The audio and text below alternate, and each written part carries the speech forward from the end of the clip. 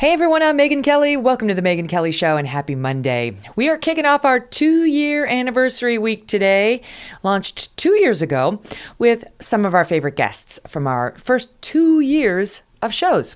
Later in the week, I'm going to be joined by old pals like Ben Shapiro and Bridget Fedesi. Yay, looking forward to that.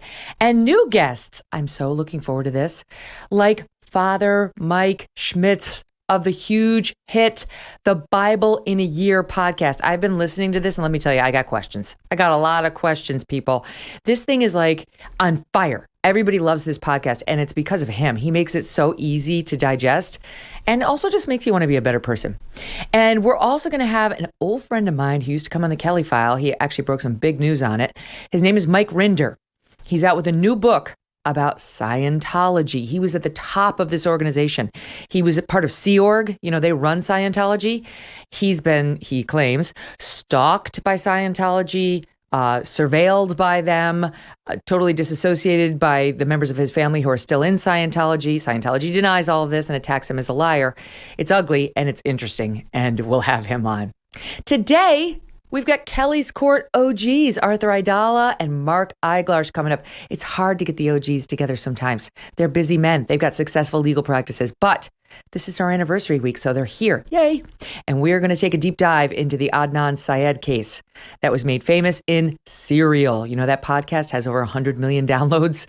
That took a long look at this case in which Adnan Syed was ultimately convicted of strangling his 17-year-old girlfriend to death and then disposing of her body. Now, Syed has just been released, and many have celebrated this because they listened to Serial, which seriously suggested that the guy was not guilty and had been railroaded.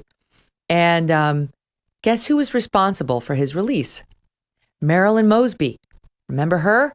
Prosecutor in Baltimore, severely corrupted and compromised, and is facing federal indictment now, and was just bounced out of office. And this is the woman who, after Freddie Gray and remember the rough ride that was alleged by those cops who were exonerated, went out to the cameras and said, "This is our moment." No, it's not. It's not your moment. Shut up. Either prosecute the case or don't, but it's not your moment. It's not about you. That's Marilyn Mosby. She's the one who let him out. Well, case gets a little bit more complicated then, doesn't it? Why'd she do it on her 11th hour in office? And is this actually a case of a potentially innocent man? Or is this left-wing politics potentially at play? We'll look at it. Okay, but we begin today with the great independent journalist, Matt Taibbi. He's been writing about the implications of the Trump raid at his TK News Substack. That's what it's called, TK News. And the state of civil liberties in America in a really unique way. This is actually a really important topic. You should be concerned about this Trump raid, even if you hate Trump's guts, all right? And most liberals would have been. The people who were jumping up and down about, torture and the Justice Department's overreaches of yesteryear don't seem to care. Why? Because Trump, orange bad, man bad, right? Well, Matt Taibbi is able to see clearly despite whatever his politics may be. And we're going to watch this closely because what's also happening this week is we think we're approaching the series finale. The series finale or just the season finale, unclear, of January 6th theater, with what they say is the final committee hearing coming on Wednesday. I guess it depends on how the Democrats' polls look in advance of the midterms. You ever had a friend who is naturally talented at things? They just pick up a sport, hobby, or thing and immediately become good at it, make it look easy. If you don't have that friend, it's you. And we're all secretly jealous of you. The good news is no matter who you are, you can make great food look easy with Good Ranchers. They source the highest quality meat in America, and they can prove it. Each piece of meat is from real American farms and hand cut and trimmed by real American workers. They only source from farms that meet their standards of excellence, which means no antibiotics ever and no added hormones. Good Ranchers is so confident in the quality that they sell that they have a 100% satisfaction guarantee on every box they ship to you. Plus, you can use my code Megyn to get free shipping and $30 off on your first order. This is America's best meat and seafood, sold by some of America's best people. They've won awards like Best Food Subscription, but their mission is still the same, bringing everyone to the table to share in the best of what makes life good. If you want the best, go with Good Ranchers. Visit goodranchers.com/Megyn, Megyn, to save on American meat delivered right to your door. Matt Taibbi, welcome back to the show. Thanks so much for having me, Megyn. Great to be back. Right. Could be series finale, could be season finale. Depends on what those poll numbers look like and how badly the Democrats need yet another January 6th hearing after this week. Yeah, it could be. I'm skeptical that those hearings do a whole lot for their poll numbers, but yeah, we'll see. But they did start to turn their fortunes a bit, over the course of the summer, and they had, their star witness, and I mean, their fortunes started to get a little bit better over the summer. That wasn't the only thing they had going on. Joe Biden managed to get a couple of pieces of legislation through, and then Trump popped back in the news thanks to the Mar-a-Lago raid. But all of that is Democrat originated. I mean, a lot of us believe the Trump raid wouldn't have happened if we weren't facing these midterms where their electoral prospects look so weary. Right. I mean, I think you could throw Roe v. Wade in there too. Dobbs.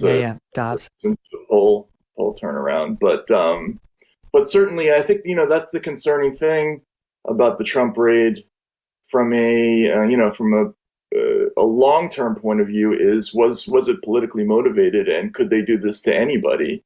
And I think that's the underlying question. As you mentioned, even if you can't stand Donald Trump, there are a whole lot of concerning issues about this case and some other cases, the use of the Espionage Act, the use of filter teams. These are all things, as you mentioned, that all of those sort of ACLU style liberals, 15 years ago, they would have been freaked out by this kind of stuff. But there's dead silence now because it's Donald Trump. And Trump has turned out to be like the greatest PR campaign for the intelligence community and for federal law enforcement that they've ever had. They were so unpopular heading into his election, and now they're getting away with stuff that they never would have before. Now their fortunes with the right have gone down, certainly with the hardcore MAGA right. And for those of us who are, I don't know, right adjacent, I don't know what we are. It's just like open-eyed. I think you and I have something similar going for both of us, which is we're not under Trump's spell, but we don't suffer from Trump derangement syndrome. You can sort of see facts clearly, even though they may have Donald Trump involved in them. Yeah, I mean, for me as a journalist, I just look at Donald Trump as another politician. I don't feel one way or another about him. I feel like it's my job to not particularly feel emotionally strongly in any direction about him. Yes. So when I look at the case, I think several things can be true. It could be true that he's technically guilty of mishandling these documents, but then you also have to, think as a journalist, well, what does that mean exactly? And go back and look at the other cases that were similar. And, I remember the General Petraeus case where, they allowed him to plead to a misdemeanor count of what was clearly mishandling secret documents. And he clearly knew it was a crime. I mean, he's telling his mistress about these secrets that are going into a book, and that's a misdemeanor. And now we're going to use the Espionage Act and the former president, which is a much more serious law where you can get basically any amount of time in prison for that. So you have to think about those things. No matter what you think about Donald Trump, could they do this to somebody else? Well, they've already used this law with lots of other people who may not have deserved it, from Julian Assange to, John Kiriakou, who the whistleblower who disclosed the torture program. So those are things I think you have to think about. Okay, so you've made a couple points recently, your Substacks, about this that are interesting, because you zoom out from the Mar-a-Lago raid and Trump to patterns by the DOJ and the FBI that are concerning to you as a citizen, as a journalist. And so, some of them you just alluded to. Let me start with the smaller point, then I'll build to your bigger point. Your smaller point on the FBI has been, because you just made the point about they're saying he disclosed or he had and mishandled classified information. One of the points you've been making is that's the FBI's bread and butter. The FBI and the DOJ pretty much daily these days disclose secrets that they're not supposed to disclose, and that prior to about 10, 12 years ago, they were not disclosing in the press. It used to be that you could not get a leak out of those organizations if your life depended on it as a reporter. But there's been a shift, and now their bread and butter is to disclose stuff, secrets that they shouldn't be disclosing, the very thing they're now accusing Trump of doing. Yeah, exactly.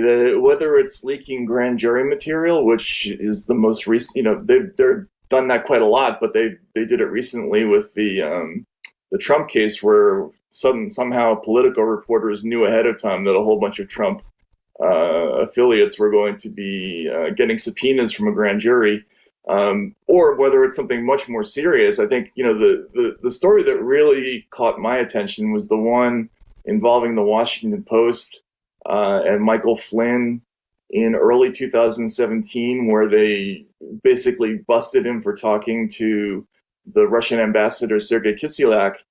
And that was leaked signals intelligence. That's a felony crime. It's one of the few kinds of few types of leaking where they can actually implicate the journalist in addition to the leaker. And they started to do that regularly, like around that time. You started to see news stories where you would see an attribution that was like people familiar with the matter or 4 current and former U.S. officials said, and then there would be this leak that would involve something like FISA material or signals intelligence or intercepts. Remember the story about Eric Prince and the Seychelles having the back channel meeting with Russians? Like, that was a leaked story. There were a whole bunch of them. There was the New York Times story about repeated contacts with Russian intelligence. Another one. There were dozens of them. I had a congressional aide call me up at one point and say to me, "How come you guys never noticed this? Are you going to do a story about this? Because this has become an epidemic." And it's just interesting that nobody's really picked up on this. And honestly, that's worse than what Trump was doing by any measure, because they're taking this information and putting it in the Washington Post, in the New York Times. Trump, at worst, unless you're some lunatic theorist on the internet, at worst, so far, what we've seen about Trump is he didn't protect these documents to the extent the National Archives would have liked, right? Or somebody at the DOJ would have liked. But it's not like Trump was leaking them to the New York Times. He hasn't been accused of publicizing any of this stuff. To the contrary, he had it behind lock and key at Mar-a-Lago. Yeah, exactly. And so they're going to say that he is guilty of the Espionage Act because that act says that you can be guilty of a very serious felony just for possessing or conspiring to possess what they call national defense information, which doesn't even need to be classified, by the way. It can be anything they say it is. That's why this law is so dangerous. They can say, well, you have national defense information and you conspired to obtain it, which, as you know, Megyn, you're a journalist. That can be almost anybody who covers national security is guilty of that on a daily basis, right? If you're trying to get something they think is important, they can call that a crime now. So there are implications for the potential conviction of Donald Trump for everybody, right? And that's what I think you have to think about with this case. It would be interesting. I mean, I don't want to see Trump charged. I think it crosses a line that we should not cross as a country on very weak facts. But it would be interesting if they charged him to see the defense, to see his defense attorneys put the system on trial and put the FBI on trial and call into, the light what they've been doing and try to sort of point out the absurdity of this kind of government prosecution of a former president who may have had a couple files down there that arguably he shouldn't have had. I'm still not convinced that that's even true. I'm not sure. I know everybody's mocking I can just think about it and it's declassified. I have to tell you, now having listened to so many lawyers on both sides and having looked at the case law myself, I'm genuinely still uncertain of what the law is. He might actually win on that defense. It's murky enough. He might actually win on that. There's a real question about whether Congress can sort of handcuff the president's ability to declassify and make him jump through certain hoops to declassify because he's the executive. So anyway, my point is it's a weak case, and it might be interesting to see it get fought just as it tears the country apart. All right, so let's go back out to the 30,000 foot and talk about the pattern that you've been seeing, that you've been noticing with the DOJ and the FBI, almost trying to like elbow the courts out of the legal process altogether, almost trying to make these alleged crimes into just an administrative matter where you will freaking plead guilty. You will. Trust us. You're going to, or we'll make your life a living hell. And not just yours, but everyone around you that you hire to protect you. Yeah, absolutely. And this is something, the first time I started to think about this was when I covered a story involving a drone case. There was a private person, an American citizen, who sued the American government because he claimed he had been the victim of several unsuccessful drone attacks, and basically asked the federal courts to provide evidence of why he had been targeted for lethal action. So I went into a courtroom, and I saw a federal judge sit there with a lawyer for the DOJ who refused to name what agency he represented. He would only say that he had a client. And the government successfully asserted that this was what they called political question. It was a matter not for the courts. Of course, you're not supposed to decide political questions. I mean, it is true that if it's a political question, they're not supposed to decide it. Right, but one would think that whether or not you are guilty of a crime punishable by death would be something that you could litigate as an American citizen. It was a little bit shocking to see that. And so this is all part of the war on terror machinery, where they've progressively removed more and more processes out of the courtroom and into the sort of administrative sphere. And that is what they're doing when they bring in a filter team to explain what that is. To vet information. Because rather than having a court rule on questions of privilege and admissibility, they basically say, well, we have our own department that does that. Wait, stand by. Let's take two steps back and explain what happens, because there's a great quote in one of your pieces of one of the courts saying, this is like the government fox guarding the defendant's henhouse. So explain what they're doing. They're going in these huge broad brush searches, and rather than saying, I think Matt Taibbi robbed the Bank of America on 63rd and Lex, they say, and rather than getting a search warrant to say, give us all the documents that might pertain to your relationship with Bank of America and where you were on this date, they take everything in Matt Taibbi's files. They go back 20 years. They take your marital records. They take every single thing they can get their hand, like the widest grab. And then the taint team, or this filter team, explain what they've been doing. Yeah, so typically they bring out these teams when they're raiding an attorney or an attorney's office.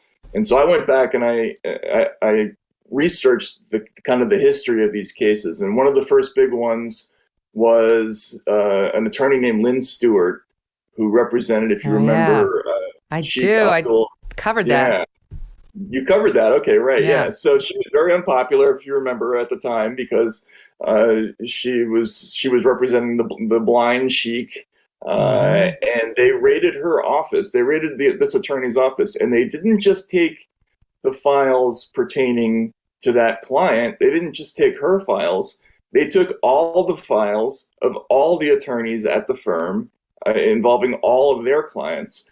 And they just had this separate Justice Department team, this what you call a taint team or a filter team, decide what's inadmissible, what's privileged, what isn't. And then they would pass on the material they would say that the actual investigators could look at. So they just completely bypassed judges. It's actually their province. It's the judicial branch's province to rule on these matters. And they've done this over and over and over again, involving either law firms or big corporate clients, where they'll go in, they'll just take everything, and they get a free look at the most interesting, secretive, valuable stuff. And they say, oh, well, there's a Chinese wall. We would never use that. But do you feel comfortable about that? Like, I wouldn't. No. No. As the client of a law firm, if the FBI went in and took everything because there was some unrelated case that they were investigating, that doesn't make me feel very good. And so that's what those filter teams are for. They're there to bypass judges. They don't have a legitimate use. This is why the James O'Keefe case is so interesting. We got into this last week because we took a deep dive on the Ashley Biden diary and what's going on here. You've got the FBI and the Department of Justice going after two losers who took the president's daughter's diary. And he wasn't even president when they took it. He was running. And that there's a reason they did that, right? Like, what's going on? It seems like abuse of the justice system, frankly, because this would not be a federal case in any other circumstance. But in the connection with this, because a gal and a guy who stole it or took it, they say they stole it, they pleaded guilty, tried to sell it to James O'Keefe for $40,000. And ultimately, I believe he did pay the $40,000, but he decided not to publish it. But James O'Keefe got swept up in exactly all the things that you were just talking about. They raided the journalist's home at like 5 a.m. and the homes of the guys who worked for James in this journalistic operation. They took his attorney-client privilege stuff. They took all the stuff he was working on in other cases having nothing to do with Ashley Biden. Then they said that sources, exactly. Then they said that they were going to filter it. They'd decide what was attorney-client privilege, but he filed a motion right away saying, hey, that this is not okay.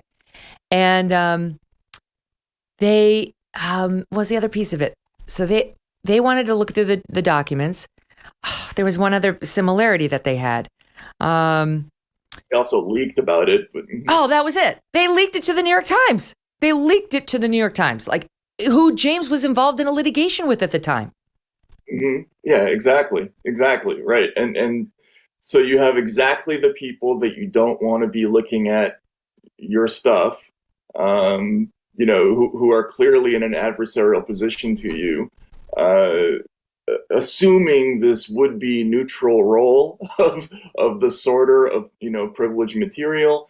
But that's just devastating. I mean, it's horrible for lawyers. It's lethal for a law firm. I mean, think about trying to stay in business after you've had to explain to every one of your clients that the government has seen all of your privileged communications. Forget it. But it's even worse for journalists. I had one of my sources on this story chew me out and say, what's wrong with your colleagues? Like, don't they realize that when they raid us, they're going to find journalists in the email boxes of every lawyer in this country, right? And, your sources are going to get outed and you're never going to be able to work again. Mm-hmm. And, this is a serious problem for us. Like, it's really not okay for the government to go in and find out who your sources are, but promise not to use that information. Yeah. Like, they're not going to tell, but they might tell the New York Times something that's really damaging about you if you're involved in a litigation with them because they're friends with the New York Times, right? But they promise they're not going to tell the other lawyers within DOJ. But don't worry, that would be a bridge too far. Well, right, yeah, exactly. That's why these secrets are so closely held, right? I mean, you know this, when you make a promise to a source and you say, hey, it's just between you and me, I promise, like, I will keep my mouth shut. If they threaten to throw me in jail, I will go to jail for you. Like, that's the bond that you have to make with a source. And it's serious. Like, that's why this job is serious, right? And if it can be broken just like that, if the government can just walk into an office or access your computer files and find out who your sources are, then those promises are meaningless and you'll never be able to do journalism. I mean, forget about all the other stuff involving laws like the Espionage Act, that come into play with cases like the Assange case, right? Like, if you are actually trying to learn secrets, national defense secrets, and you succeed in doing so, and you have a secret source, and they're upset about that, and they want to prosecute that because they they think that you've leaked something that's dangerous to national security. I have a lot of questions about that, but this is worse. Like, they can just come and find out your sources, and that is very dangerous. Mm-hmm. So we have a DOJ that's gotten larger and more aggressive and more leaky and more political and feels very much out of control, run by a guy who's been very partisan, in my opinion, since he took over this office. I mean, the fact that he didn't just dismiss out of hand this attempt to label parents as domestic terrorists when it was brought to him shows that he's a partisan guy, and he's got a son who's pushing this critical race theory for a bunch of dollars, son-in-law, I think it is. And which he refuses to talk about. Yeah, he does. His either, I think it's his son-in-law is making millions off of these critical race theory classes and all this agenda that's been pushed on schools. Meanwhile, Merrick Garland refused to even discuss whether that appeared to present a conflict of interest for him. So there have been a few examples. And most recently, the thing with Trump was egregious too. I won't talk about it. I'm going to get up here in front of the cameras and I'm going to be this stoic, guarded attorney general and let the justice system do its job. And then runs and leaks to the Washington Post. Nuclear secrets in Trump's arsenal. Bullshit. Right. We haven't really seen that, right? Like, so far, no proof of that. But now it looks like Matt Trump is going to be indicted. I mean, that's how pretty much everyone I trust sees it, that he's going to be indicted and that we're going to get article after article about what a dirtbag Trump is, how he endangered the country, he had nuclear secrets or who knows what else, without putting it in the context that you just did. Yeah, and you can expect a cascade of these leaked stories by people familiar with the matter, right? That's the name du jour, right, of the anonymous source, where they hint at, this kind of illegal activity or that. And before long, next thing you know, in the next round of stories that you see written about the subject, it's written about as fact. This has been the pattern throughout the Trump years, whether we're talking about, his alleged help, his alleged collusion with Russia's interference activities, right? Mm-hmm. So they'll have somebody who's close to the investigation leak a bunch of stuff that becomes assumed by the rest of the press corps ahead of time. And then before you know it, they're arguing for prosecution. And the potential jury pool has had 6 months or 8 months of listening to journalists tell you absolutely 100% for a fact that something happened. As you mentioned, like you always have to, as a journalist, keep a little bit of doubt in your mind about what the basic facts are until it's actually come out in court. And we've seen this over and over again in the Trump years. Like, remember the indictment of the GRU officers by Mueller, and you had all these journalists say, "Oh, look, finally we have proof that they did this or that." And then one of the defendants actually tried to appear in court, and they immediately dropped the case because they didn't want to have to give discovery to the other side. So, accusations are not proof. Leaks are not proof. Proof comes in a court case after a jury has decided, and we've just forgotten that. Well, I thought I saw you. 2 points. One, insurrection versus riot is another example. I know you called attention to that, and I've been noticing it too. Every single media person now just calls January 6th an insurrection, as if it's established fact that was an insurrection. Bullshit. That has a specific legal meaning, and what happened on January 6th, in my view, did not come close to meeting it, but at least it's a matter of dispute, and so a journalist shouldn't be using that term unless if it's not charged politically the way that one is. They shouldn't be using it. If it is charged, they shouldn't be. And instead of just saying riot, which is indisputable. What about what happened to Matt Gaetz? I like what happened to him is a good example of what you just talked about, where Matt Gaetz, I mean, he was all over the news in the fall of 2020, sex trafficking. He paid for sex with a 17-year-old girl. And now that case has totally fallen apart. And they've said that the witnesses who came forward in that case against him are not credible, and no prosecution could be based on these alleged people or these people and their allegations. That's not going to be front page news every place, right? He's already been tarred and feathered. Right, and that's why there used to be such a prohibition in this business about going to certain places with accusations against people, even if you can't stand them. This is the key point. Like, if you can't make certain kinds of accusations against somebody or even hint at it without an enormous amount of confidence that this is actually going to be proven to be true, because the damage is already done by that time. I mean, if you start doing stories about how so-and-so is alleged to have had relationships with a 17-year-old, or is alleged to have committed rape, or alleged to have done something terrible.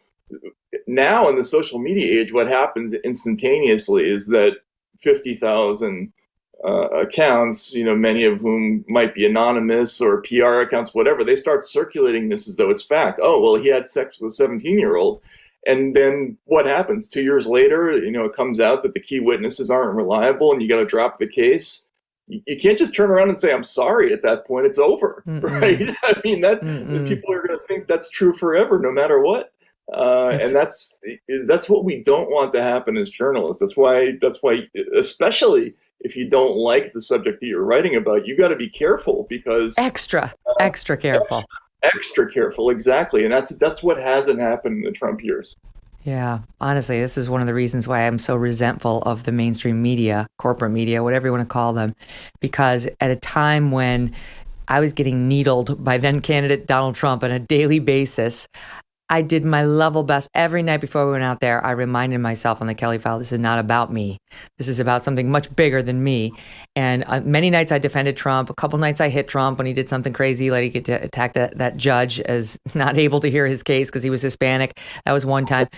But, you really have to challenge yourself to check your ego and remind yourself it's not about you and your feelings about this guy. And they just won't. They're just disgusting. Matt, stand by. I want to talk about so much more with you, including this film about Gitmo detainees. It was supposed to be this media darling at the Sundance Film Festival, where this woman tracked their rehabilitation and so on, and then the left turned on her hard once they got a look at her film. We'll talk about that and much more with Matt Taibbi right after this. But first, we are bringing you some memorable moments over our first 2 years of the Megyn Kelly Show all week. And we begin with a powerful conversation I had with Marcus Luttrell and his twin brother, Morgan. It was August of last year. Marcus, of course, lone survivor, and his battle, it's been well documented. This was episode 149. This part in particular stood out on making the most of every day. Listen. Only got one day down here. Tomorrow, you don't have any idea if you're going to see it. Yesterday's gone. That's why we say the only easy day is yesterday. You wake up in the morning, see what you can do. The further you travel away from your day, the further you're traveling away of what you're supposed to be doing. And the day is too heavy. It's like fish get carried by the water, the birds get carried by the air. You're actually supposed to get carried by your day. You're meeting some resistance, you're in the wrong spot. And the people in our lives we're talking like stones, and we're blades. And they're either going to sharpen you, polish you, or dull you out. If your life starts to get dull, look around you. And people who say they don't love this country or they hate this, that's the town or whatever the environment they're living in. I heard something like 50-something% of all people on either the planet or the country don't leave the town they're raised in. So think about that. So just change your environment and everything will change. That was one of my favorite interviews. It was right after Afghanistan and our disastrous exit. So we were so lucky to have him. That is well worth your time. If you're taking a trip, you just want to sort of go through something interesting, listen to a fascinating guy. 149, check it out. There's so much to love about fall, from the cooler temperatures to the changing leaves and even pumpkin spiced everything. What better way to soak up the best of the season than with a Michael Phelps swim spa by Master Spas? A Michael Phelps swim spa combines the benefits of a pool with the therapy of a hot tub. It comes in a variety of sizes to complement almost any yard, even if it's a small one. Master Spas worked with Michael Phelps to develop an at-home training and fitness solution that you can use year-round in any season. Yes, even in the winter. Exercising in the water is a great way to include physical activity into your daily life, whether you're a beginner or a fitness enthusiast. Relax after an afternoon of raking leaves and yard work. The hydrotherapy jets will massage away any aches or pains. As your fall calendar fills up, a Michael Phelps swim spa is the perfect place to spend time together as a family. Michael Phelps swim spas are 100% made in the USA by Master Spas, the world's largest swim spa manufacturer. It's energy efficient. You can use it all year long.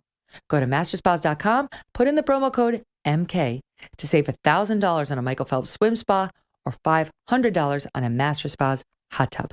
That's masterspas.com, promo code MK. This was all over Twitter yesterday as people were losing their minds. I love pretty much everything there is to love about this story. There's a filmmaker named Meg Smaker. And she smade a film inside of a Saudi rehabilitation center for accused terrorists. So I guess we're in favor of this idea in general. I mean, if you're going to start releasing people from Gitmo, I'd rather they go through the Saudi rehabilitation center for accused terrorists than just like back to business. And she made a documentary called Jihad Rehab. They invited her to present it at the 2022 Sundance Festival, one of the most prestigious showcases in the world, quoting from the New York Times. Her documentary centered on 4 former Gitmo detainees sent to a rehab center in Saudi Arabia who had opened their lives to her, speaking of youthful attraction to al-Qaeda and the Taliban, of torture endured, and of regrets. Film critics warned that conservatives might bridle at these human portraits. But reviews after the festival's screening were strong. But attacks would come from the left, not the right. Arab and Muslim filmmakers and their white supporters accused Ms. Smaker of Islamophobia and American propaganda. Some suggested her race was disqualifying a white woman who presumed to tell the story of Arab men. I can't wait until we get to the point where only white people can tell the stories of white people. Because you realize white people have dominated this country for a good 200 plus years. Like if we're going to do that, there's not going to be a lot of stories left, right? Okay, so is this how we really want to go? Sundance leaders reversed themselves and apologized. They're sorry they filmed her screen. And then here's the capper. Abigail Disney, God, this woman's a pain in the ass, grandniece of Walt Disney, had been the executive producer of Jihad Rehab and called it freaking brilliant in an email to Ms. Smaker. Now she has disavowed it. There's some, I don't know, what did she say? Hold on, I want to find the exact quote where she said she underestimated how much they were going to hate it. And I absolutely failed to understand just how exhausted by and disgusted with the perpetual representation of Muslim men and women as terrorists or former terrorists or potential terrorists the Muslim people are. So what do we make of this? I mean, where do you even start? There's so many issues here. So many. So I should just disclose, I've personally dealt with a little tiny bit of this. I co-wrote a book with a Black author called The Business Secrets of Drug Dealing.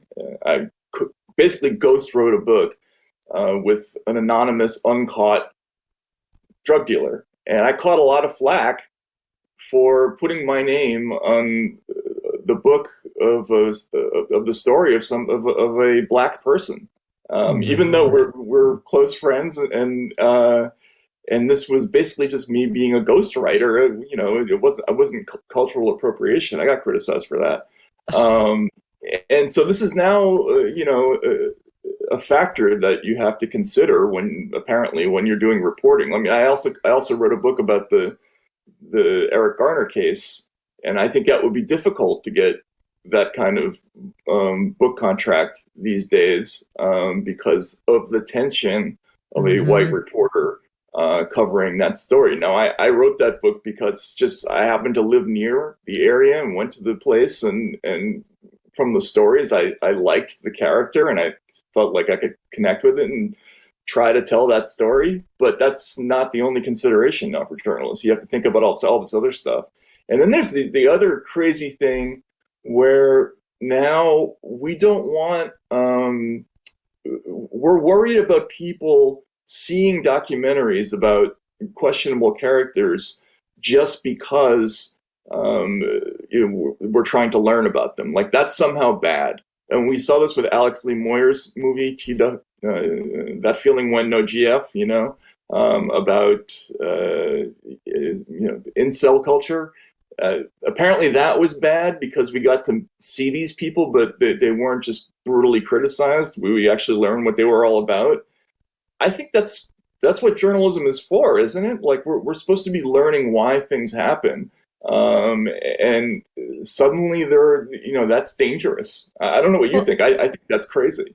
I mean, what's crazy is it sounds like this film is rather sympathetic toward these accused terrorists who are now reforming themselves thanks to their rehab, and they were worried that the right was going to think it was too sympathetic. Meanwhile, the right's like, we don't give a shit. Like, do your thing. We're not the ones who are censoring. That's yesteryear. Now it's the left who censors. And the left doesn't seem to be saying, you've misportrayed these guys. The left is saying just the fact that you would highlight them having, being reformed terrorists is somehow wrong. And the color of the filmmaker is wrong. It's like, I'm sorry, but they are apparently admitted terrorists trying to reform themselves. And there's no question who attacked us on 9/11. Doesn't mean all Muslim people are bad, but sorry, they did come from Saudi Arabia, and this is a piece of our history. There's nothing, we're not going to whitewash it. Next thing you know, we're going to see reform movies where the 9/11 hijackers were all white. That's going to make the left feel better. That can air at Sundance. Well, first of all, if they're saying that, I think they misunderstood the point of the movie. Because if they're saying this is a caricature of Arab people as terrorists, my understanding of what this film is now, I should admit I haven't seen it, but what it does do is it presents the argument of these people and shows why they were attracted to this cause, which was very taboo in our culture for a long time. I mean, we went 20 years in the United States really without hearing, well, why do people join groups like Al-Qaeda? I mean, there's no good reason that you would do that, but there are reasons, right? And we have to know what they are. It's like, that's important.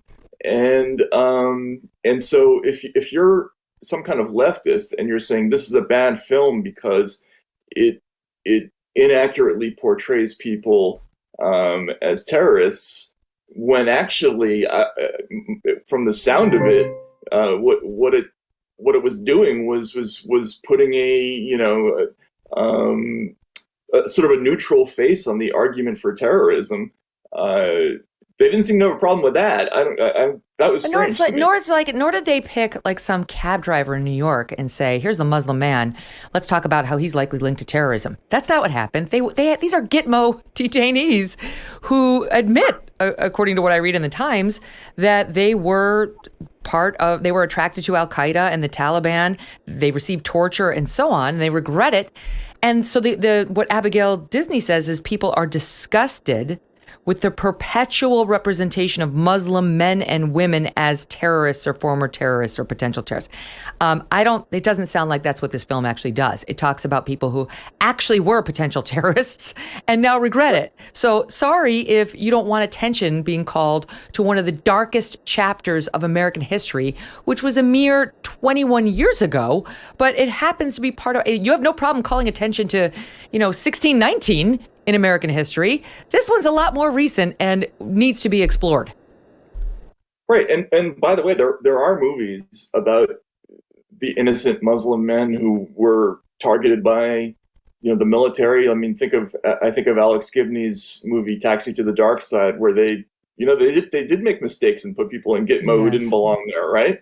Yeah. That's a story. That's a real story. But there are people who did belong there, right? Yeah. I mean, or belong somewhere. I mean, I think I have a little bit of a problem with the whole concept of an enemy combatant, without the Geneva Conventions, no trials, but whatever. Like there are people who are admitted terrorists, and this movie is about them, right? So it's very valuable to learn what they have to say. The fact that this Abigail Disney turned on these folks just as soon as now she's not supporting this filmmaker. This filmmaker is now broke. She has no money. More than 230 filmmakers signed a letter denouncing the documentary. A majority had not seen it.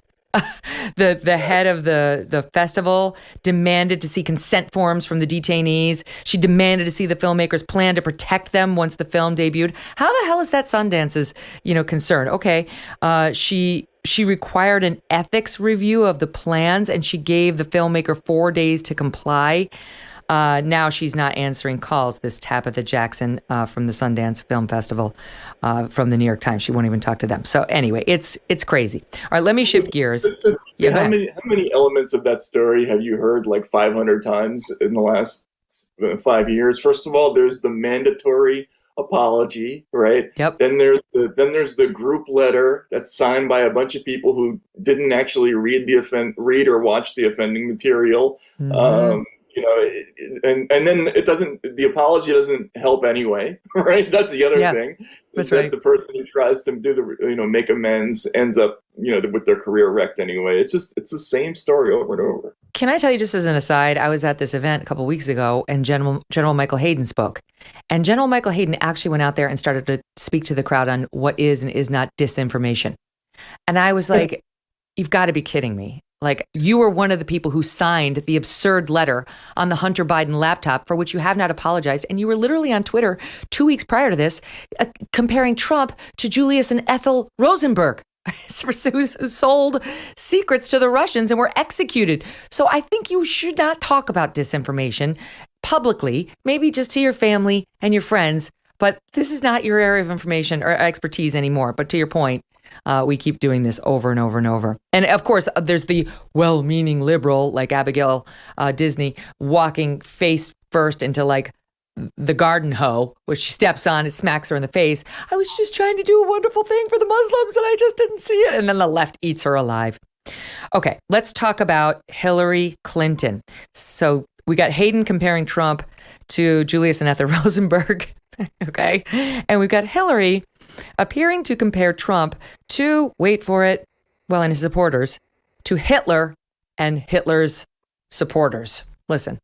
I remember as a young student, trying to figure out how did people get basically drawn in by Hitler? How did that happen? And I'd watch newsreels and I'd see this guy standing up there ranting and raving and people shouting and raising their arms. I thought, what's happened to these people? Why did they believe that? You saw the rally in Ohio the other night. Trump is there ranting and raving for more than an hour, and you have these rows of young men with their arms raised. Of course. In the, I guess, presumably the Heil Hitler sign, which they were openly doing at a Trump rally. No. The only story I saw was a group in prayer raise their hands, as you do often in church or religious settings where a prayer is being said. Right. That's what I saw. And it was misrepresented repeatedly by the media and people like Hillary Clinton.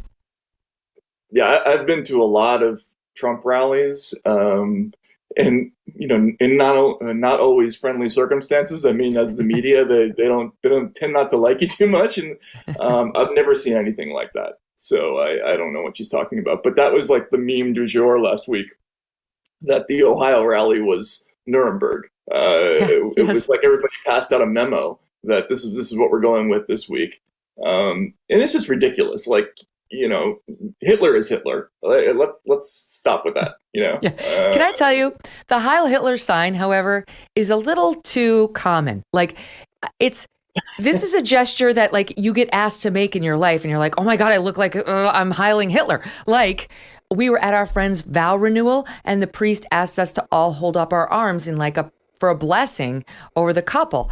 And like, you look around the crowd, it is a little close to the Heil Hitler, but no sane person would ever look at this thing and say, oh, they're all heiling Hitler. There was this one time I did one of those zip lines, Matt. You do the zip line. And they said, oh, the photographer's going to be at the last zip line. So make sure you do your supermodel pose, and you can put your hand behind your head, you can put your arm out, like I'm swimming in. And I tried that, and every single picture looked like a Heil Hitler. I was like, holy shit, not only do I not want to buy these, you need to destroy the negatives. Ziplining Hitler. That's new. Yeah, that's right. Ziplining Hitler. It's hard. Like their okay sign now means you're a white supremacist, your arm up in prayer, or you can't do anything anymore. Matt, it's been a pleasure. Come back soon, would you? Of course, I'd be glad to. And congratulations on your 2 years. Thank you. The show's been great. Thank you. And thanks for being a part of it so often.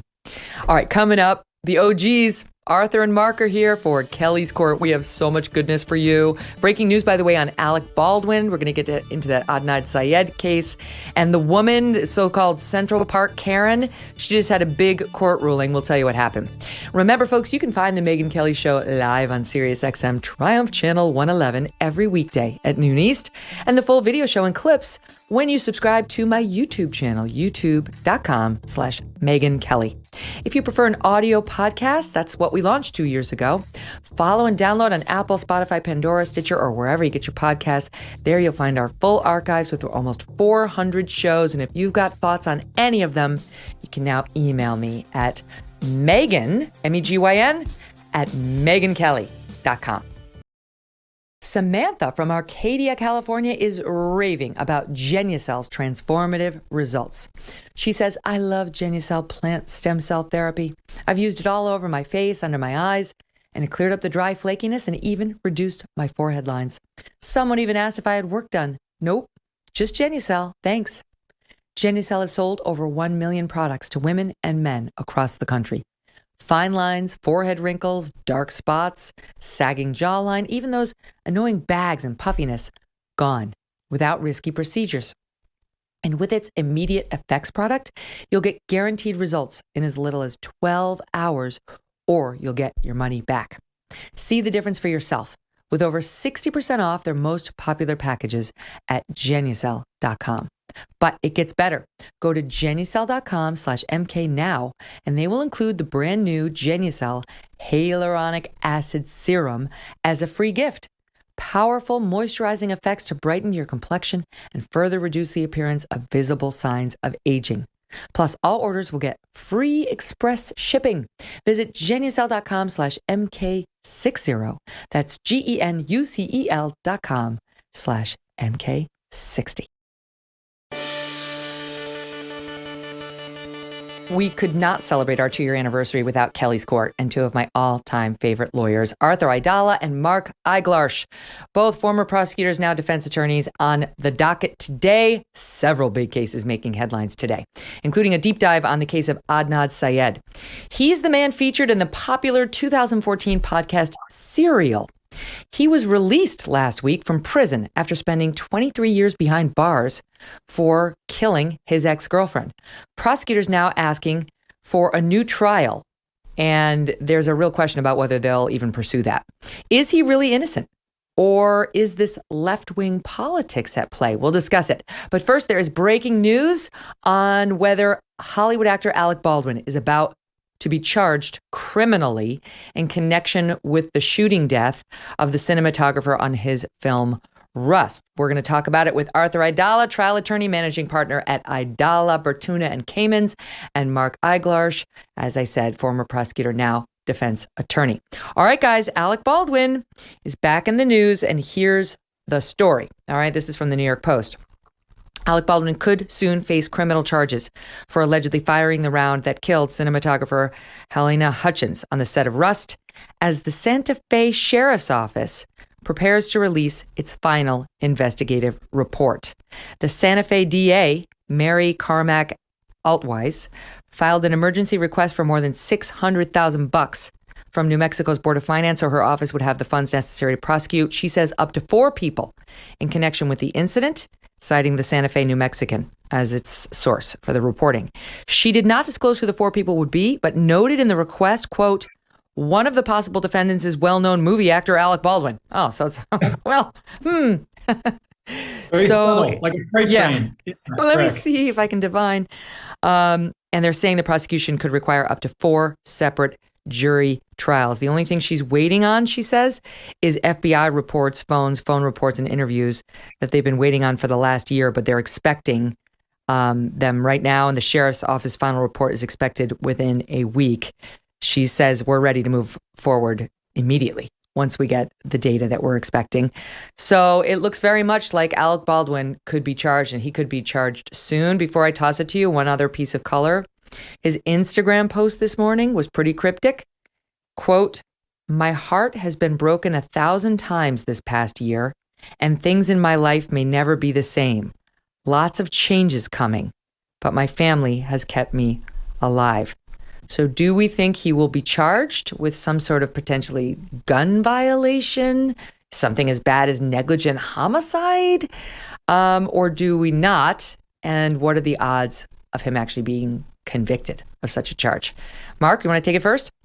Yes. Okay. This is outrageous. He's an actor. I can't imagine if somebody hands him a prop that it's his obligation to look through it and make sure that it's safe. That is clearly someone else's responsibility. But what gives me pause is I think that I read that he was saying that it went off accidentally. Yep. Well, wait a second. If I'm his lawyer, I say, you don't need to say that. Shut up. You pulled the trigger, you aimed it, and you pulled it because you believed that someone whose job it was made sure it was safe. Yeah, you are so right. Arthur, before you weigh in, here is that moment in which Alec Baldwin told George Stephanopoulos he never fired the gun that killed Helena Hutchins. So I take the gun and I start to cock the gun. I'm not going to pull the trigger. I said, do you see that? She goes, well, just cheat it down and tilt it down a little bit like that. And I cock the gun. I go, can you see that? Can you see that? Can you see that? And she says, and then I let go of the hammer of the gun and the gun goes off. I let go of the hammer of the gun and the gun goes off. At the moment, the decisive That was the moment the gun went off, yeah. That was the moment the gun went off. It wasn't in the script for the trigger to be pulled. Well, the trigger wasn't pulled. I didn't pull the trigger. So you never pulled the trigger? No. I would never point a gun at anyone and pull a trigger at them, never. Well, Arthur, the experts have all come forward and said that's not possible. In fact, a recent FBI forensic report concluded this particular firearm could not have gone off unless someone pulled the trigger. That sounds like it's logical and makes a lot of sense. I just want to back up to the request for the money. Having worked with a particular district attorney's office in their request for here in the city of New York for additional funding, they always exaggerate what they need the money for. And, in New York, you're asking for millions of dollars. Here, you're asking for $600,000. But I assume that's a tremendous amount of money for a small district attorney's office. So they're going to blow out what we have all this thing and there's going to be a famous person. Of course, they want to give the idea that it's going to be an international case because let's face it, if Alec Baldwin gets arrested for homicide, any form of homicide, it's going to be an international event. And they want to have the money so that New Mexico looks good and looks very professional. So I wouldn't be shocked if arrests are made. And ultimately, after the prosecutor has secured the funding for the office, Alec Baldwin does not turn out to be a defendant in this case. Because I totally agree with Mark. It's not his responsibility. And there's anything we've learned through the coverage of this case that there were people who it was their exact responsibility it's not to that make clear. sure it was a cold gun. It's not that clear. Yes, there were people whose responsibility that was. However, we've had lots of actors. I think George Clooney, wasn't he one of them, came forward and said, I would never, ever handle a gun on a movie set without checking it myself. I don't care how many people tell me it's a cold gun. It's what you do. But how does he know the difference between it's that just George Clooney. Hello. But how does he know? How does he know which bullet is a live bullet versus a blank bullet? And also, what value is that? So Clooney knows, Right. the guys who handle the guns get high. Maybe Alex doesn't know that, so he just trusts. That's not criminal. Understand that to reach a level of criminality, you're talking about proof beyond a reasonable doubt. Okay, he was negligent. In hindsight, now he knows. You check the gun, make sure you don't trust anybody. Okay, but wrinkle. Counselor Wrinkle. He was the producer. He was the executive producer of the whole movie. And the movie was said to be riddled with security problems, safety problems, I should say. One guy resigned in protest.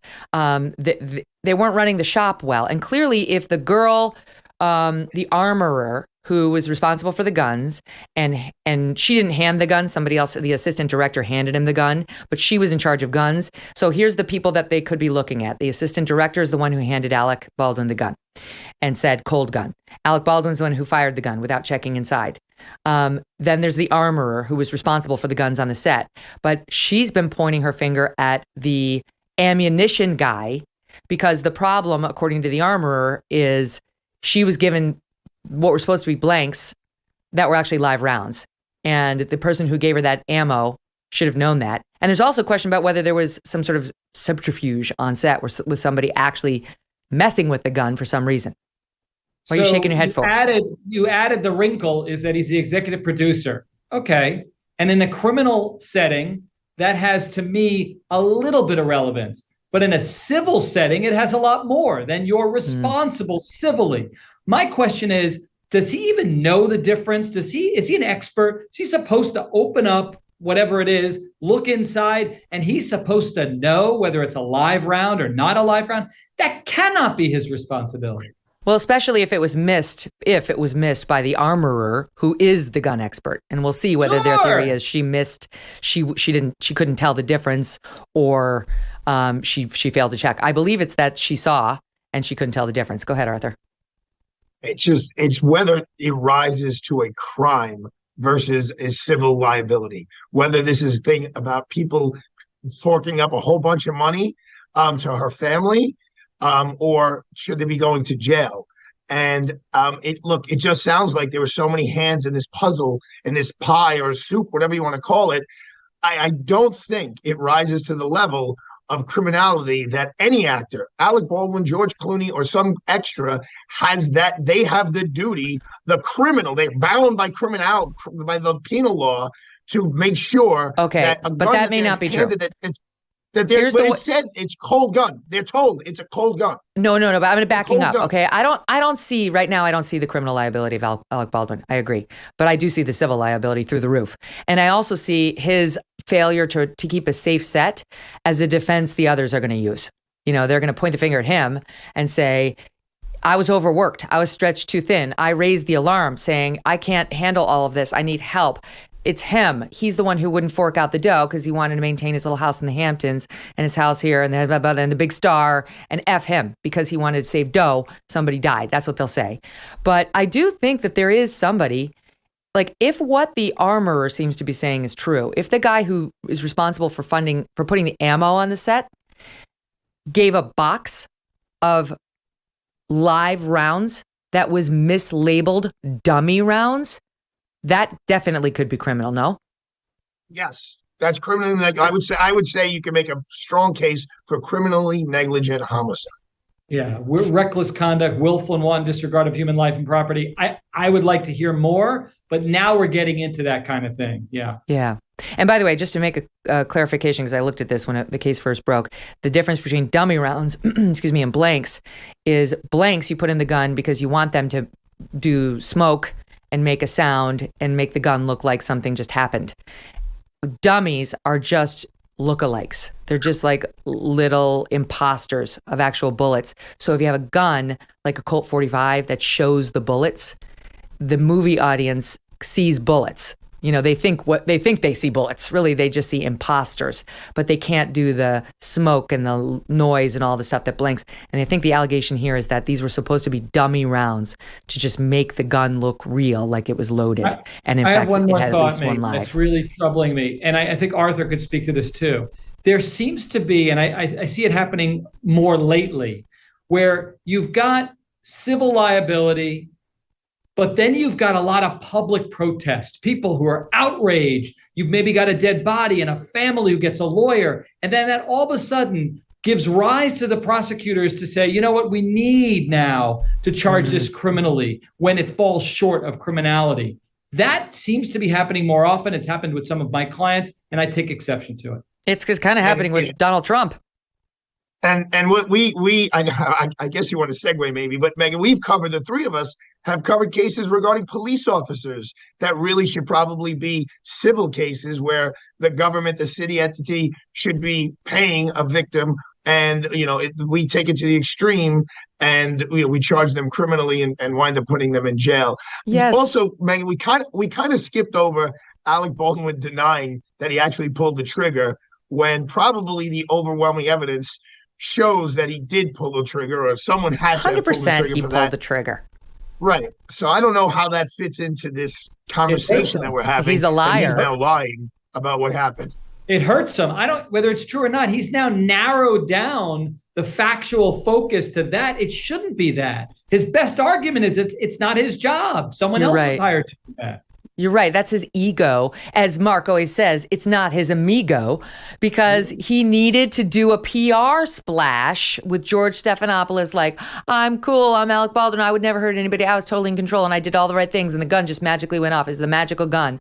And he was too stupid to realize when you're talking about potential criminal charges, keep your mouth shut. Say nothing. Your only goal should be not to get charged. And once all those decisions are made, you can go out and talk to the cameras again. Okay, let's shift gears, because I really want to talk about, and we will get to Trump if we have time, but let's talk about Adnan Syed, because this is, I mean, everybody's talking about this. I don't know, people who even didn't listen to Serial when it came out, I just re-listened to it because of the update. But here's the story. So Adnan Syed was 17. He was accused and then found guilty of murdering another 17-year-old, his girlfriend, who had recently broken up with him.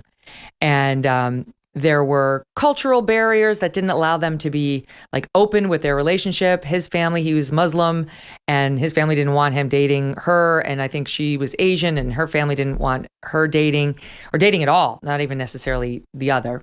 So they kept it on the down low, but then she broke up with him. And the theory was that he was so angry, he killed her. He strangled her. And the linchpin to the case was his friend, this guy Jay, came forward and said, Adnan told me he was going to kill her. And then he called me up and said, come outside, take a look at what's in the trunk. And it was her. And she was dead, and he had just strangled her, he claimed to his friend Jay. And then Jay helped him bury her body.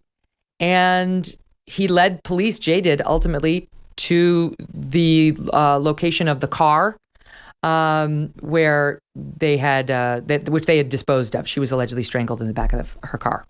So those are the basic facts against Adnan. And Adnan basically said Jay made the whole thing up. None of that happened, and he did not kill her.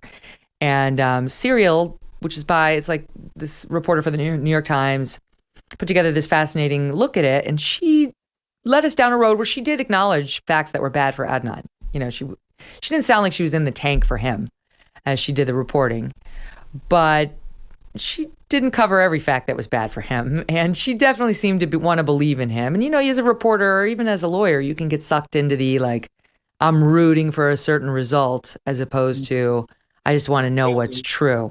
Right? Yeah, right. And especially as a prosecutor, you're not supposed to do that. You're supposed to not get sucked into narrative. You're supposed to get sucked into truth and justice. Mm-hmm. Anywho, now he's been released because Marilyn Mosby, on her way out, this woman's facing her own criminal indictment for taking illegal advantage of the tax laws in connection with COVID. She just got booted out of office by the city of Baltimore, whose murder rate has gone up like 300% every year for the past several years. She's soft on crime. She's one of these DAs who doesn't like to prosecute crime. And in this case, there have been allegations of the fact that Adnan is Muslim, is Pakistani, was used against him. And on her way out of office, she says, we, the prosecutor's office, didn't do right by this guy, and we need to walk away from this case. And so he got out of jail. They have 30 days to say whether they're going to retry him. I don't believe anybody thinks that's going to happen. But what is your take as to people who have steeped themselves professionally in the criminal law for your entire adult lives? Arthur? When I read over the research packet that your staff so diligently put together, and I say that with all sincerity because it really was very thorough.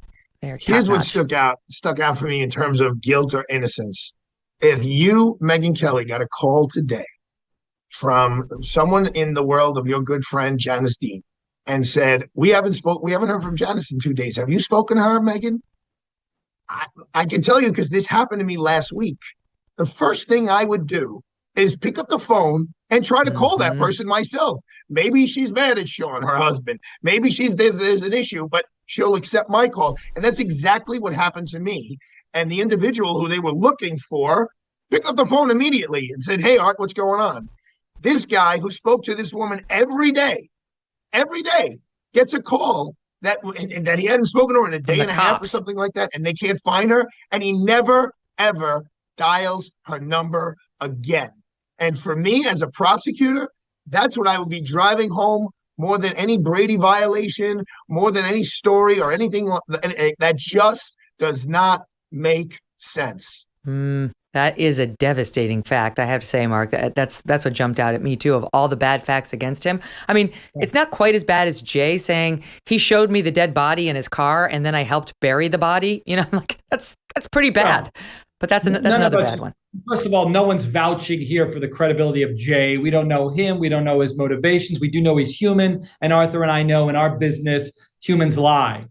What I do know is that the prosecutors have said that we're not requesting a new trial because he's innocent.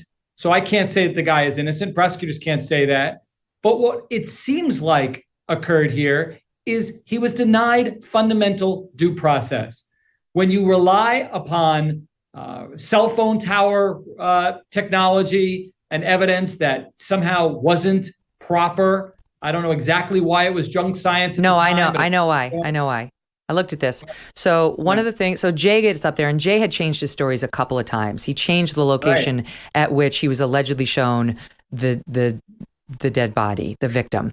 And so he said it was one location, and then it turned out it was another location. And now he says, look, it happened in front of my grandmother's home, and I just didn't want to get my grandmother involved. And I'd been dealing drugs out of my grandmother's house, and I just didn't want anything to come back on me or her or anything there. That's why I didn't say originally where it happened. Okay, but he also says that he had Adnan's phone that day. Anyway, let me try to boil it down.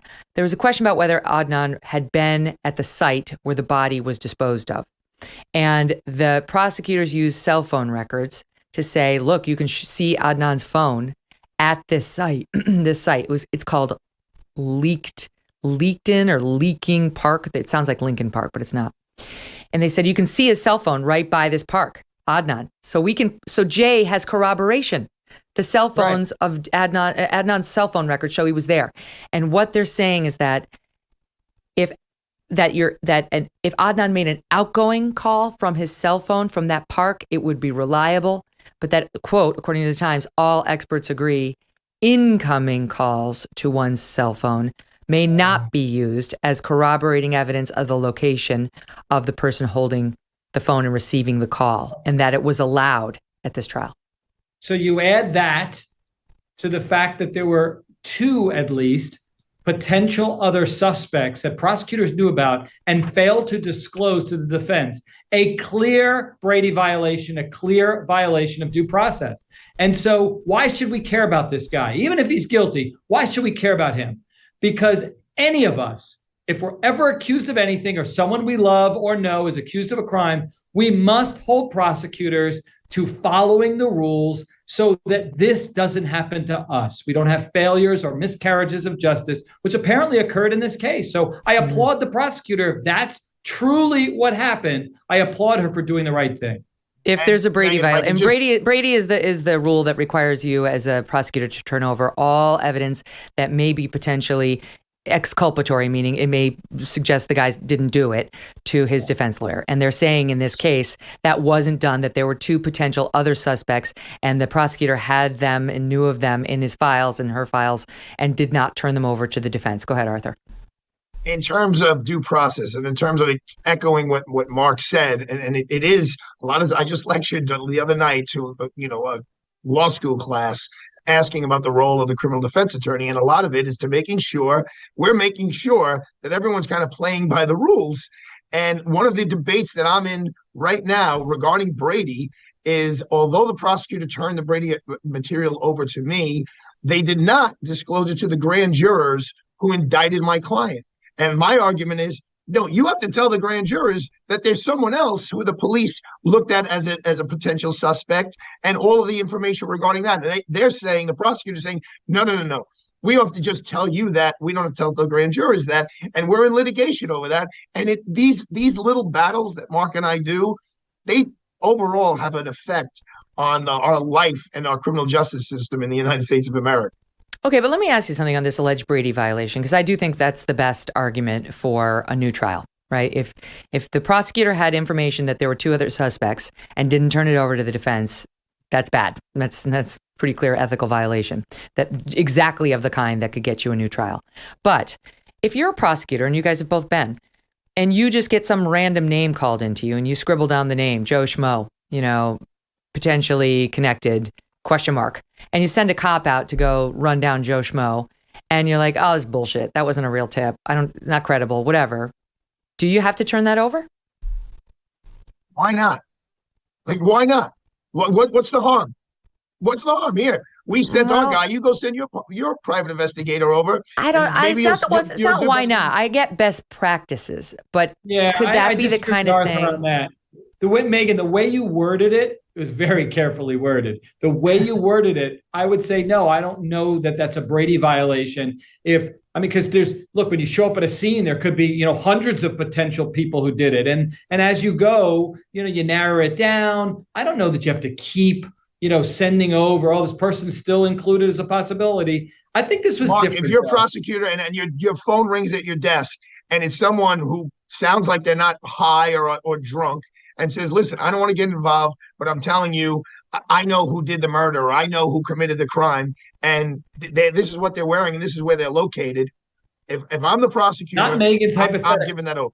Not Megyn's hypothetical. It seemed like she was suggesting, and correct me if I'm wrong, you got some names, but there's no real validity to it. It's more like work product. There's not much. You run it down. You're like, this is not worth our time. But is that what happened here? I understood. I don't know. Viable suspects. You're 100% right. Put their hand on it. They said this was a major reason why he was denied. Well, let me read it to you. Okay. No, I just wanted to get sort of the basic rule established. Like, if there's any name that comes up to you as a prosecutor, do you have an obligation to turn it over? And I think I side with Mark on that one. You do not have any name, any number, anybody saying it could be this person. That's not necessarily a Brady violation if you don't turn that over to the defense as a prosecutor. I think it has to rise to, no, this could be a potential suspect. It doesn't have to be an actual other suspect. So here's what the Times is reporting, per Sarah Koenig, who's the woman who did all the reporting. She said the headline of the state's motion, this is the prosecution's motion to get Adnan out, is that they've developed more evidence about two people who might have been involved in the crime, but whom they say were not properly ruled out as suspects. They don't name these people. They just call them the suspect or the suspects because they say the investigation is ongoing. They might have been involved together or separately. They don't know. Both were known to detectives at the time. The handwritten notes that they found from prosecutors in the prosecution's file, because keep in mind, this is the prosecutors going back and looking at their own old files, a new set within the same office of prosecutors. They found handwritten notes that appear to be written by a prosecutor memorializing two different phone calls from two different people who called the state's attorney's office to give information about the same person. The notes aren't dated, but as a prosecutor telling the story could tell, the calls came in several months apart and before Adnan was tried. The gist of the info from both calls is that a guy the state had more or less overlooked had a motive to kill Hae-Min Lee, the victim, that this person was heard saying he was upset with her and that he would, quote, make her disappear. He would kill her, unquote. In court, the prosecution said the state had looked into this individual and found the info in those notes to be credible, and the suspect had the, quote, motive, opportunity, and means to commit the crime. Whether he did or did not, though, legally speaking, this would be a major breach, and they talk about how this would be a Brady violation.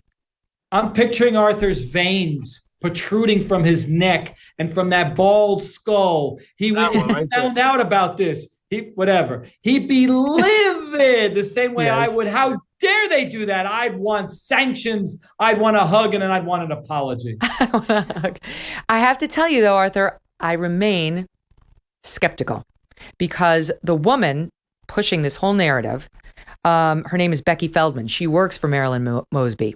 Becky Feldman, described by the New York Times as follows. Pretty new to the prosecutor's office, pretty new to being a prosecutor. She'd been high up at the public defender's office for years. Her sense of alarm was cultivated on the defense side.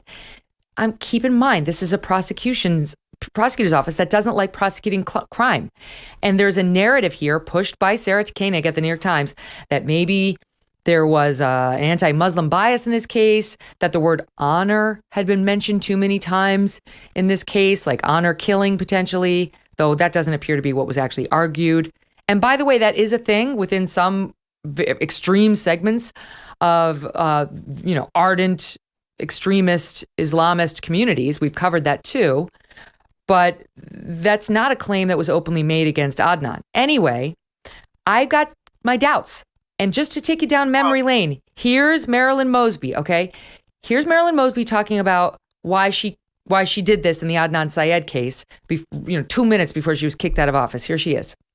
My sentencing review unit is responsible for the year-long collaborative investigation into this case and today's motion to vacate the conviction of Adnan Syed. The vacatur statute, which was drafted, lobbied, testified to in Annapolis by my office, despite the opposition of almost every one of my colleagues across the state, with the exception of Aisha Braveboy, this vacatur statute is responsible for today's outcome. Becky Feldman subsequently led nearly a year-long exhaustive investigation reviewing the substantive facts of this case, where several problematic issues were presented, and thereafter leading my office to file a motion to vacate the conviction of Adnan Syed. So first of all, that to me sounded like a victory lap. My critics didn't like this vacatur statute. By the way, that's a statute that lets you take a look at the conviction of people who are underage when they committed the crime, to see whether the sentence is appropriate. She was in favor of. Me. And of course, who could forget 2015? This is the same woman when Freddie Gray, who allegedly got a rough ride by 6 Baltimore cops, wound up dying. She indicted those cops. She prosecuted all of them, all of whom were found either not guilty or the case completely fell apart, right? Those cops were exonerated. She was not able to make the case. This was Marilyn Mosby, that woman we just listened to, back then.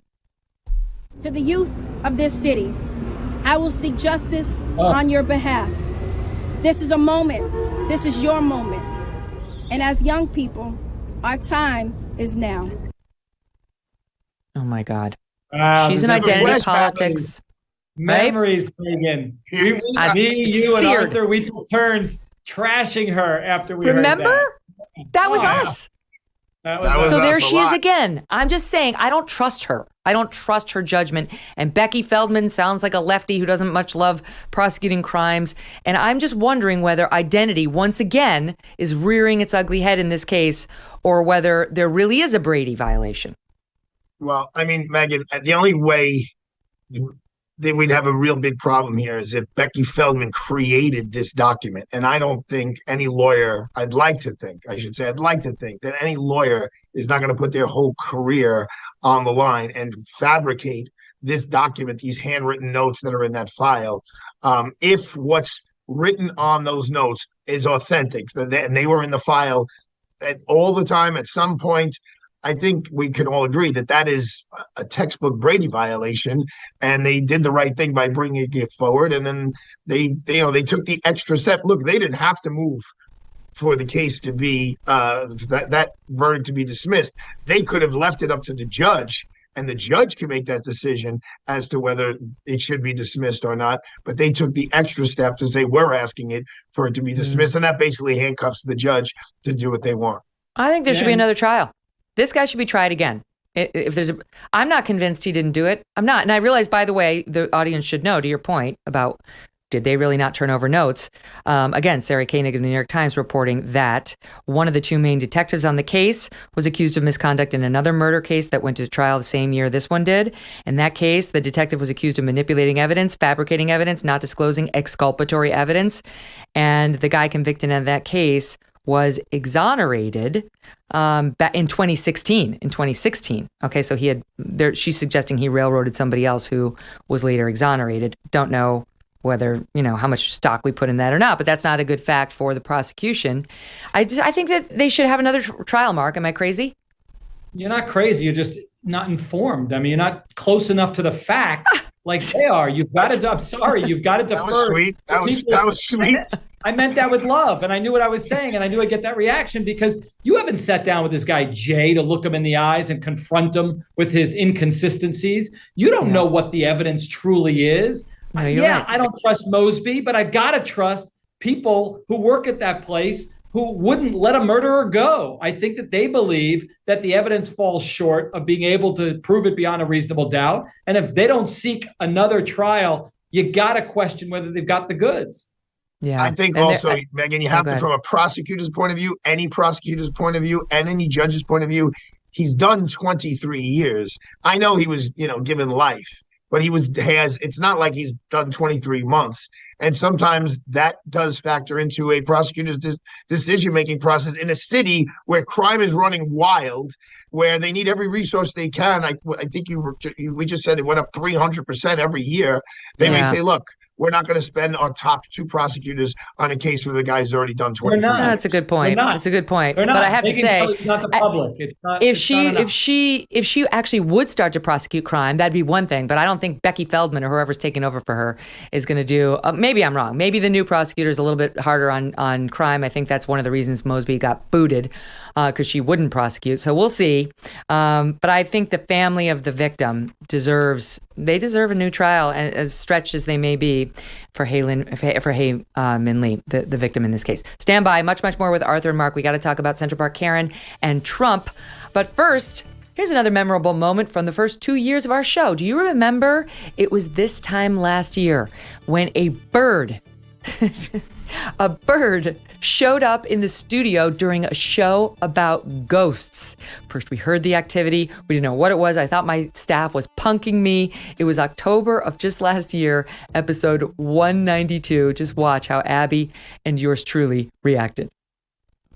I'm only in here with Abby, my assistant. So, what?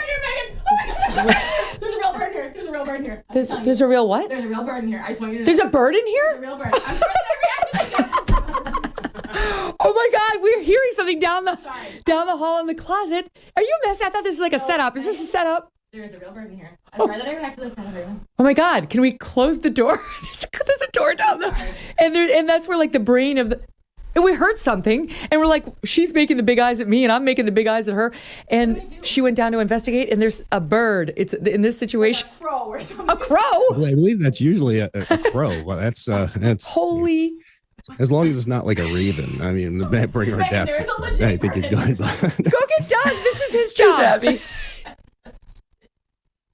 That was amazing. My mom made jokes for a year about like what kind of bird soup she was going to get me. I'm like, by the way, I've been letting my hair get darker, and I think it looks a lot better now. I don't know. Let me know your thoughts. Megyn at megynkelly.com. So I was a lot blonder back in that clip 12 months ago, but I've been working on something with my hairstylist. He's like corn pop. Mm-hmm. There's some guys in the world, man. You just can't. Can't trust him, man. Hey, did you shit my pants or did I? What's going on here? What happened? Kagan Melly, the classiest gal in the news. It's trans Trump. So that's trans campaign. Okay, trans Trump. It's trans. So stunning, so terrific, trans Trump. No. So stunning. You got look. You got to vote for me. You got no choice. Oh my God, that is literally one of my favorite episodes we have ever done. I went back and listened to it. I've showed clips from that to my kids repeatedly. He does a great one of Kim Kardashian that I quote all the time. People need to work. They need to work. His imitation of Joe Biden and that thing with trans Trump was hilarious. It was Kyle Dunnigan, and it was episode 291. And if you want to laugh, go to that episode. Remember, we started the impressions in the second hour, and it was gold. 291. I promise you'll laugh. And if you're smart, you'll do it on YouTube.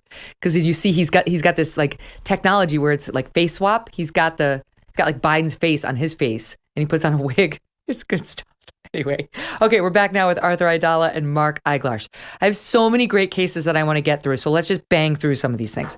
The migrants who were sent by Governor DeSantis, who's in Florida, from Texas to Martha's Vineyard have now begun their time in the United States by doing the quintessential American activity, and that is suing. They are suing Governor DeSantis and others in Florida, thanks to this left-wing group that's representing them. They're from Venezuela, and they're claiming that they were induced by DeSantis to board a plane in Texas to go to Martha's Vineyard, that they felt helpless, defrauded, and desperate, that they felt anxious and confused, lack of sleep, vertigo. And this is all thanks to Ron DeSantis's alleged fraud in giving them $10 McDonald's gift certificates to get them on board this plane and promising them that if they got to Massachusetts during the first 90 days, they would get basic needs support, including assistance with housing, furnishings, food, other basic necessities, clothing, transportation, etc., all of which comes from the Massachusetts Refugee Resettlement Program, which is a government program with highly specific eligibility requirements, which were not disclosed. What do we make of this? Arthur? Well, actually, I think in the long run, they actually did get all of those things that DeSantis promised, even though it wasn't the way that they were told that they were going to get it. Apparently, the Commonwealth of Massachusetts has opened their arms to these people. Look, I know that was a political stunt by Mr. DeSantis, but I did applaud it because I think it opened the eyes of a lot of people that this is a real problem in America, and it's a problem that I feel needs to be shared by all of America. You know, the NIMBY, not in my backyard. It's easy when you're in a state that has no real immigration issues to pound your chest for immigration. But when you're Arizona and Texas and Florida and have real issues that cause financial hardship to your tax base, then you know what? We are the United States of America. And I mean, I pay a lot of money to go to Martha's Vineyard. It's not exactly like they said he sent them to some place that's, people don't want to go to. Then they got booted out to the military camp. Mark, two problems for this case, at least. Number one, they signed waivers before they got on that plane, releasing the defendants from all liability. And number two, we've got NBC News footage of them saying, "It's great. Thank you, Governor DeSantis. I'm so glad I did this."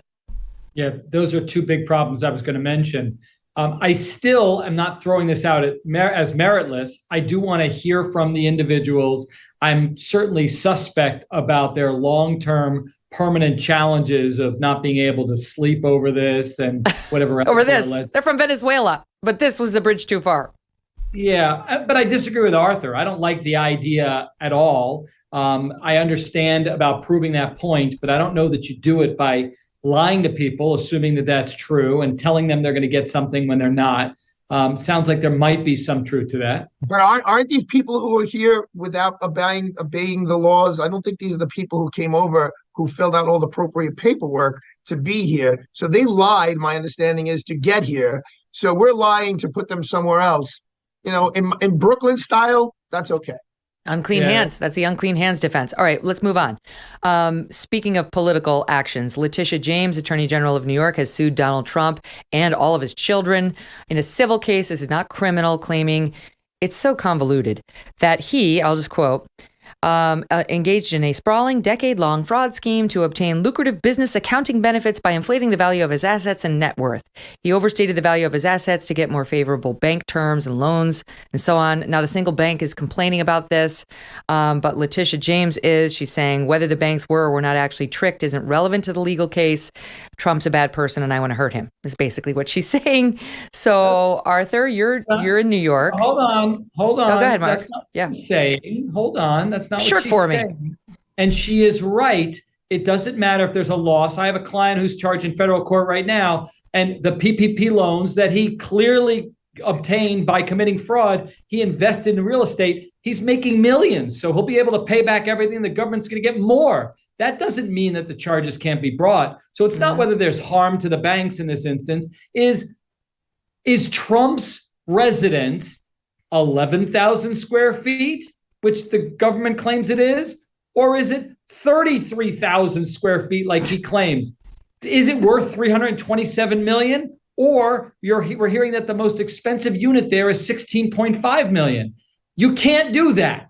So put politics aside. Factually, did he lie? Yes or no? Then we'll move on.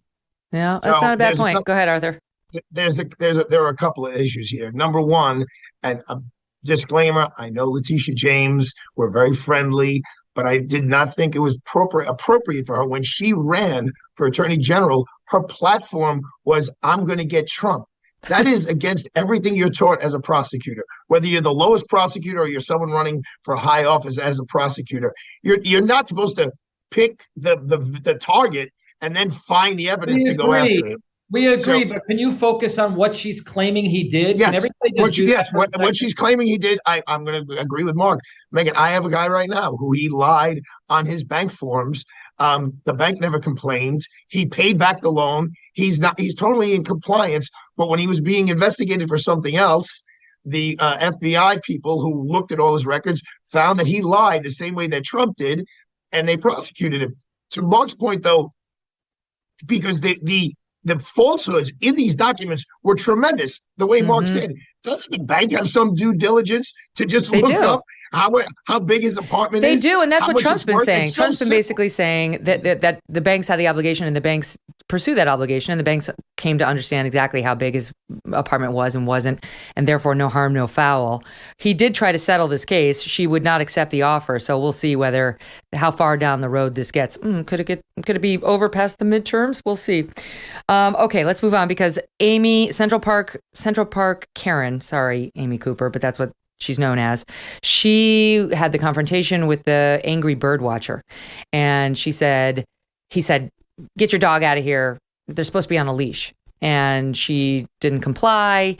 And he said, "You're going to do what you're going to do, and I'm going to do what I'm going to do, but you're not going to like it." And she said, "I'm going to call the cops and tell them that an African-American man is threatening me." And he said, "Go ahead and call the cops." That's how she became known as Central Park Karen.